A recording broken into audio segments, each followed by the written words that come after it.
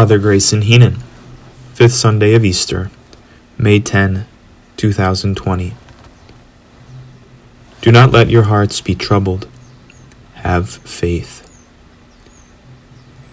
It would be the most understandable thing in the world during this time for our hearts to be troubled, to find ourselves now in a place of disorientation and alienation.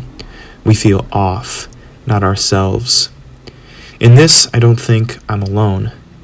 The experience of quarantine has become a desert experience, where it seems as if the devil himself confronts us to tempt us into cynical and negative ways of thinking and acting. I want to zero in on this tension and bring it into the light. Why do we find ourselves in this state of our hearts being troubled? There are certain central questions that arise spontaneously from within us, questions that we rarely face head-on, but that are basically always present, underneath everything we do, every decision we make. Am I lovable? Am I good? Do I matter? What is my worth? Do I have purpose? Does my life have any meaning, worth, or permanence beyond death?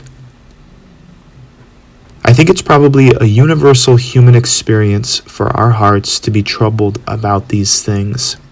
One day we think we have it all figured out. We take as rock the sand upon which we brace ourselves. The next day we are sinking, everything is in flux, and the sky is gloomy and dark. Anxiety takes over, just when we thought we were good and safe. Today's gospel has Jesus giving a kind of final discourse to his disciples at the Last Supper.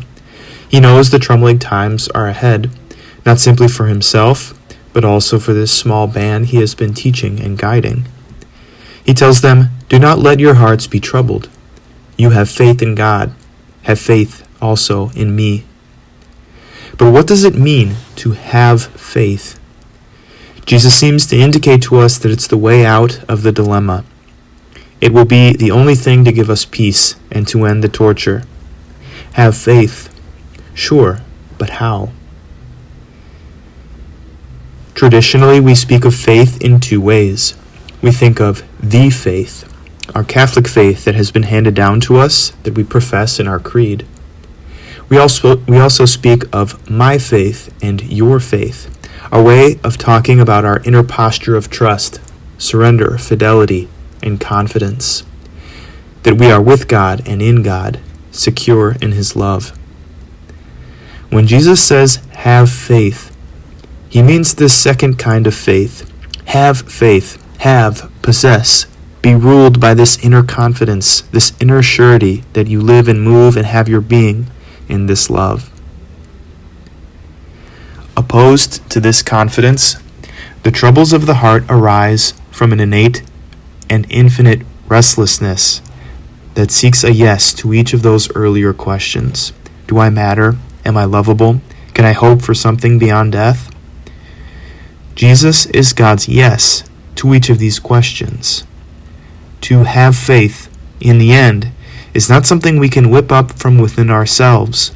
It's not a matter of doing something or accomplishing something. In fact, that's the very problem. The ultimate trap is to think we can secure for ourselves that yes to our infinite questions and restlessness, to earn that yes by what we have, possessions, or by what we have done, accomplishments. To have faith is, rather, a matter of receiving, of letting Jesus be the loving yes that we seek.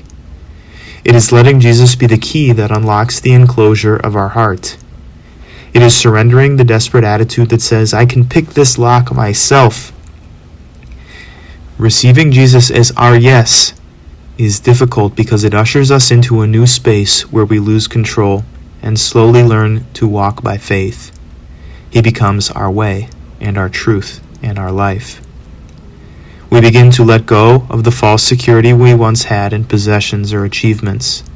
Slowly, we wake up. We lose the right to say, I am better than you, and we see how useless comparisons are to begin with. We begin to enter a new world where gratitude replaces pride. Mercy replaces judgment, and charity replaces greed. The Christian loses himself in Jesus' yes, and there he truly finds himself. In the end, faith is not as much something that we possess as it is something that possesses us. Father, Jesus says later in that same final discourse, these people are your gift to me.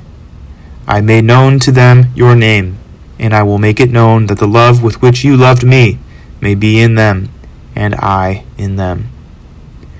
Jesus, faith incarnate, has us. This is my prayer for us now, nearly 2 months into our quarantine, that we may have faith, that we might be possessed by this love that frees us from the troubles of the heart. In faith, having faith. Father Grayson Heenan.